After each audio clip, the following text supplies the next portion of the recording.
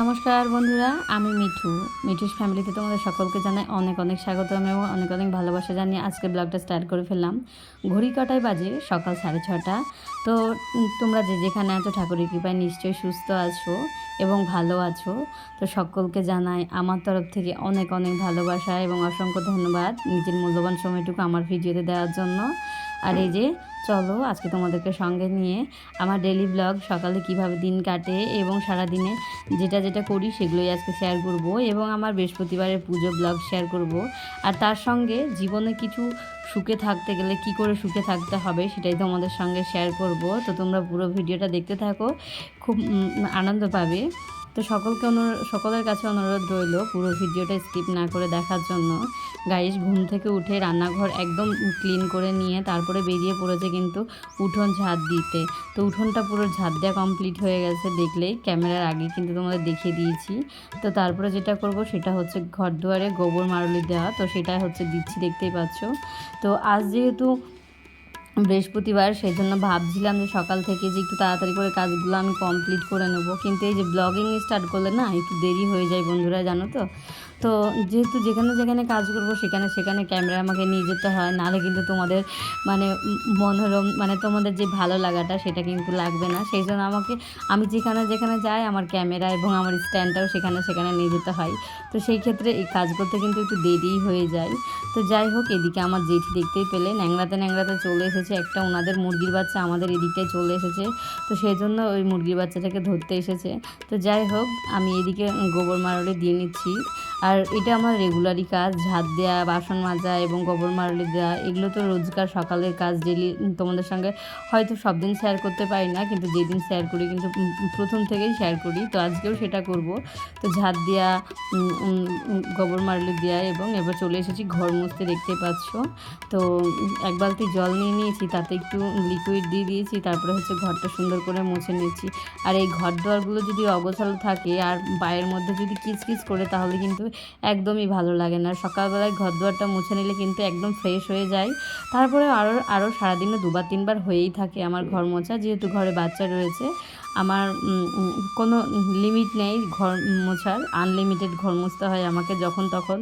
যেখানে সেখানে মেয়ে জল ফেলে দেয় এবং খাওয়ার ফেলে দেয়, সেখানে মাছি বসবে, সেই জন্য আমি একটা এই যে ঘর মোছার লাঠিটা নিয়ে এসে টুক করে মুছে নিয়ে চলে যায়। যদিও আমার রোজগার বাসি কাজ করার সঙ্গে সঙ্গে আমার ঘরটা মোছাই লাগে, নাহলে কিন্তু আমার মনে হয় যে বাসি কাজটা পুরো আনকমপ্লিট হয়ে রয়েছে। আর ঘরটা মুছে নিলে কিন্তু আমার একদম কমপ্লিট হয়ে যায়।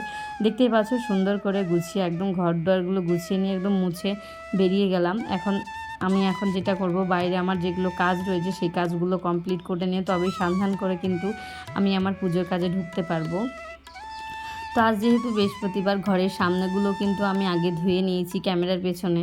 তো ওইগুলো যেহেতু আমার অনেকটা, আর সামনে অনেক বাড়ি রয়েছে, তো সেই জন্য বাড়ির সামনের দিকে ক্যামেরা করতে কিন্তু একটু লজ্জা লাগে সবার সামনে।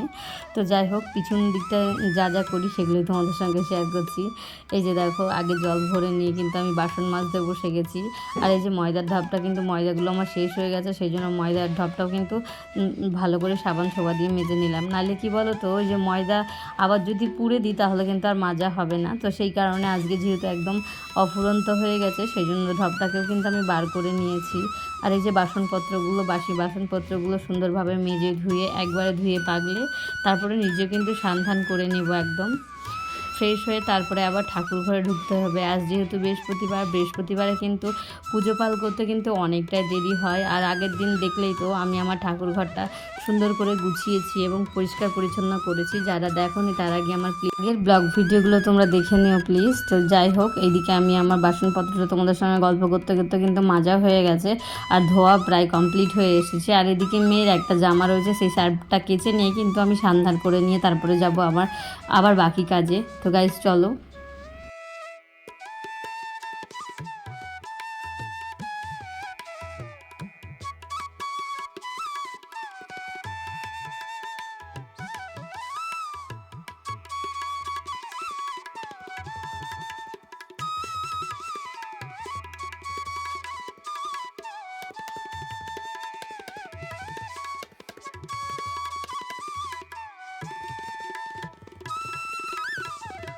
এই যে দেখতে পাচ্ছ সান্ধান করে সিঁদুর পরে নিয়ে একদম ফ্রেশ হয়ে চলে এসেছি, কিন্তু ঠাকুর ঘর থেকে বাসনপত্রগুলো বের করে নিয়ে সুন্দরভাবে মেজে ধুয়ে ঘষে তবেই হচ্ছে ফুল বেলপাতা পান সব জোগাড় করে নিয়ে তারপর আবার লক্ষ্মী ঠাকুরের ঘট বসাতে হবে। সেই জন্য এদের দেখতেই পাচ্ছ এখানে কিন্তু আমি খড়িমাটি দিয়ে নিয়েছি। হ্যাঁ, জীবনে সুখী থাকতে গেলে তোমরা কি কি করবে গাইস? সুখী থাকার জন্য যদি বিয়ে না করে থাকো প্লিজ একটা বিয়ে করে নিও।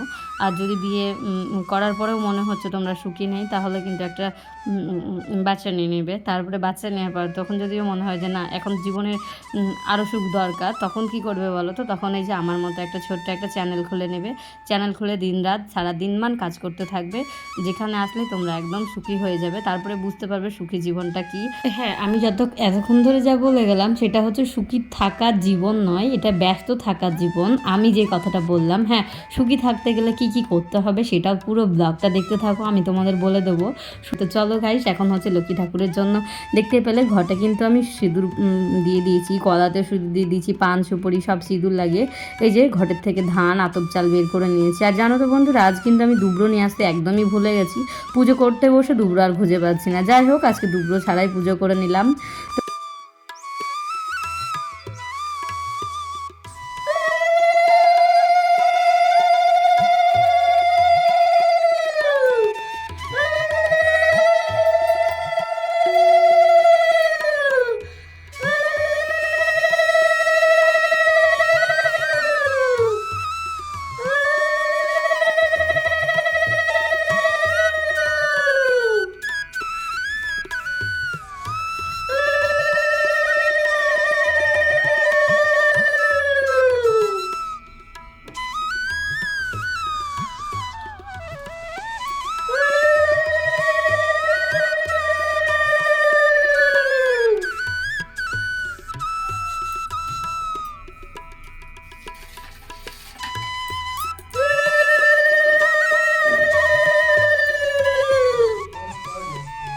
জানি না সবার মনে হয়তো আলাদা আলাদা ধরনের পুজো করার ভঙ্গি থেকেই থাকতে পারে, কিন্তু আমি যেরকমভাবে করি সেরকমটাই তোমাদের সঙ্গে শেয়ার করলাম। আর আমার পুজো ব্লগে যদি কোনো ভুল ত্রুটি হয়ে থাকে কিংবা ব্লগের মাধ্যমে কোনো যদি ভুল কথা বলে থাকি, অবশ্যই ছোটো বোন এবং দিদি হিসেবে ক্ষমা করে দিবেন এবং ক্ষমার চোখে দেখবেন।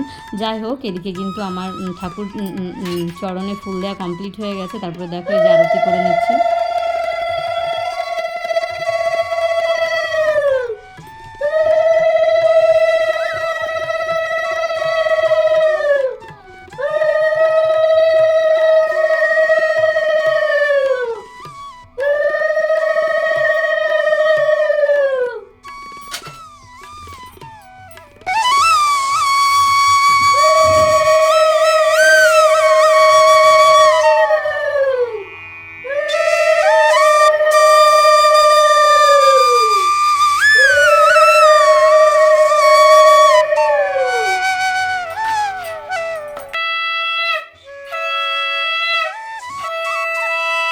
হ্যাঁ বন্ধুরা, চলো দাম্পত্য জীবনে সুখী থাকতে গেলে কি কি কাজ করতে হবে। তো চলো আগে যেটা বলি, যে সকালবেলা ঘুম থেকে উঠে কিন্তু আগে সকালে ঠাকুর দিলে কিন্তু মনটা একদম ফ্রি হয়ে যায়। তারপরে যেটা করবে, সকালে পুজো করার পর স্বামী স্ত্রী মিলে 2-4টে কথা যদি বাড়িতে থাকে তাহলে হয়তো একটু বসে গল্প করলে, একটু চা খাওয়ার সময় একটু গল্প করলে, এবং আজকে কি কি করবে সেটাও তুমি তোমাদের দুজনের মধ্যে শেয়ার করতে পারো। এবং ধরো তো তুমি বিপদে পড়েছো, সেটা তোমার হাজব্যান্ডকে খুলে বলতে হবে, নাহলে কিন্তু সেই বিপদের কথাটা তোমার হাজব্যান্ড জানতে পারবে না। তোমার যতই কষ্ট হোক সেই কষ্টের মধ্য থেকেও স্বামীকে কিন্তু জানাতে হবে। তারপরে তোমার স্বামী যদি কোনো অসুবিধায় পড়ে থাকে, কিন্তু সেই খেয়ালও তোমাকে রাখতে হবে। সেই অসুবিধা থেকে যাতে দুজন মিলে কী করে উদ্ধার করা যায় সেই দুজন মিলে প্ল্যান এবং আলোচনা করবে। তো আপদ বিপদে সুখ দুঃখে সবার পাশে দুজনের পাশে যদি দাঁড়াও, অবশ্যই তোমাদের জীবন সুখী হতে বাধ্য। আর যখনই দেখবে ঝগড়া কিংবা রাগ হচ্ছে, তখন কিন্তু তোমরা যে যা চুপচাপ করে থেকে যাবে। তারপরে যেটা করবে সেটা হচ্ছে গীতা যদি তোমরা পড়ে থাকো, তাহলে কিন্তু সেখান থেকে অনেক জ্ঞান পাওয়া যায়। তোমরা চাইলে গীতা পড়তে পারো। তো গীতা পড়লে দেখবে যখনই তুমি গীতাটা পড়বে তোমার মনটা কিন্তু অন্যরকম হয়ে যাবে। তোমার স্বামী যদি রেগে থাকে, তোমার মনটা তখন কিন্তু একদম হালকা হয়ে যাবে। তারপরে কিন্তু তুমি কথা বলার চেষ্টা করবে, তখন কিন্তু কথাটা বলে নিলে কিন্তু দুজনের মধ্যে মিল এবং খুনসুটি যেগুলো লেগে থাকে সেগুলো কিন্তু সমাধান হয়ে যায়। তো আমি আমার অভিজ্ঞতা থেকে তোমাদের সঙ্গে এই কথাটা শেয়ার করলাম। যদি ভালো লেগে থাকে অবশ্যই একটা কমেন্ট করে দিও। হ্যাঁ বন্ধুরা, আমি যখন মাংসটা সিটি মেরেছিলাম তখন কিন্তু একটু হলুদ লবণ অ্যাড করেছিলাম। সেই লবণটা আমি বজায় রেখে কিন্তু আমি আমার তরকারিতে লবণ অ্যাড করেছি। এই যে দেখতে পাচ্ছ মশলাটাকে আমি একটু ধীমে ধীমে কষিয়ে নিয়েছি। আর এই যে সেই মাংসটা সিটি মেরে রাখা সেই মাংসটা জল ঝরিয়ে নিয়ে তারপরে অ্যাড করে দিলাম আলু আর মশলা গ্রেভিগুলো দিয়ে সুন্দরভাবে মিক্স করে নিয়ে একটু হালকা জল দিয়ে দেখো কালারটা এরকমভাবে এসেছে। আর যেহেতু মাংসটা আমার সিদ্ধ করা সেই জন্য কিন্তু বারবার নাড়া দিতে হবে। জাস্ট একবারে রেখে দিলে কিন্তু চলবে না, যেহেতু মাংসটা আমার পুরোপুরি ভালোভাবে সেদ্ধ হয়ে গেছে। আর এই যে মাংসর থেকে জল ঝরিয়ে রাখা যে এক্সট্রা জলটা ছিল সেই জলটা কিন্তু আমি ফেলে দেয়নি, ওই জলটা কিন্তু মাংসের সঙ্গে অ্যাড করে দিয়েছি।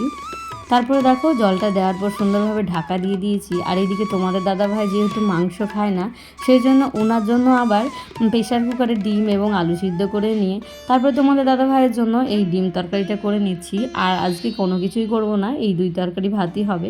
মাত্র 3টে লোক, আর ওদিকে বাবারা রয়েছে তাদেরকেও মাংস দিতে হবে। আর এই যে তোমাদের দাদাভাইয়ের জন্য ডিমটাও আমার কমপ্লিট হয়ে গেছে, এদিকে কিন্তু মাংসটাও কমপ্লিট হয়ে গেছে। আর সত্যি কথা বলতে মাংসটা যখন খেয়েছিলাম খুব মানে অসাধারণ হয়েছিল। তোমাদেরকে যতই বলবো ততই হয়তো কম। বাড়িতে যদি বাচ্চা থেকে থাকে প্লিজ তোমরা এরকমভাবে ট্রাই করো। আর আমার মেয়ে খুব ভালোভাবে মাংসটা খেয়েছিল যখন রান্নাবান্না করে খাওয়া দাওয়া করছিলাম। তো আমার মেয়ে বলছিল মা মাংসটা খুব সুন্দর হয়েছে। তো যাই হোক, এদিকে রান্নাবান্না কিন্তু আমার প্রায় কমপ্লিট। আর এদিকে আমি আমার বাসন দুটো না আর মাজার মতো ক্ষমতা আমার নেই, যেহেতু এই 2 ঘন্টা ধরে দাঁড়িয়ে রান্না করাটা আমার কাছে একটা চ্যালেঞ্জিং বিষয় হয়ে যায়, যার কারণ আমার মাজার শিরদাঁড়াটা একদম ব্যথা হয়ে যায়। তো সেই জন্য আমি ভাবলাম বাসনটা আমি আর এখন মাজবো না, যেহেতু আমাকে আবার ভিডিও এডিটের কাজে লাগতে হবে। সেই কারণে এই যে গ্যাস ওভেনগুলো সুন্দরভাবে মেজে ধুয়ে ঘষে নিয়ে আমার রান্নাঘরটাকে কিন্তু আমি প্রতিদিন এইভাবেই আমি ক্লিন করে থাকি। তোমাদের সঙ্গে তো এর আগেও শেয়ার করেছি। তো একটা মেয়ের কিন্তু প্রিয় জিনিসের শখের জিনিস এবং প্রিয় জিনিস হচ্ছে রান্নাঘরের ওভেনটা। তো রান্নাঘরের ওভেনটা কিন্তু আমাদের দিনরাত 24 ঘন্টায় 3 বার ব্যবহার হয়ে থাকে। তো সেই জন্য আমি চাই আমার রান্নাঘরটাকে সুন্দরভাবে গুছিয়ে রাখার এবং সুন্দরভাবে ক্লিন করে রাখার। তো যে যতটুকুনি পারি যত্ন করে এবং পরিষ্কার পরিচ্ছন্ন এবং পরিপাটি করে রাখতে ভালোবাসি। যতটুকু পারি সবার সঙ্গে শেয়ার করার চেষ্টা করি আর তোমাদের আনন্দ দেওয়ার চেষ্টা করি। তো বন্ধুরা যাই হোক, এদিকে আমার ওভেন টোভেন মোছা হয়ে গেছে, তারপরে সবাইকে খেতে দেওয়ার পালা। তো নিজেও খেতে হবে, মেয়েকেও খাওয়াতে হবে, তোমাদের দাদাভাইকেও খেতে দিতে হবে। তো আজকের ব্লগটা বন্ধুরা এতটুকুই। আর ব্লগটা কন্টিনিউ টেনে যেতে পারিনি, প্রচণ্ড শরীরটা খারাপ করছিল এত গরমে রান্নাবান্নার পর। তো গাইজ যাই হোক, আজকের মতো ব্লগটা এখানে শেষ করলাম। টাটা বাই বাই, দেখা হচ্ছে তোমাদের সঙ্গে আবার একটা নতুন ভিডিওতে।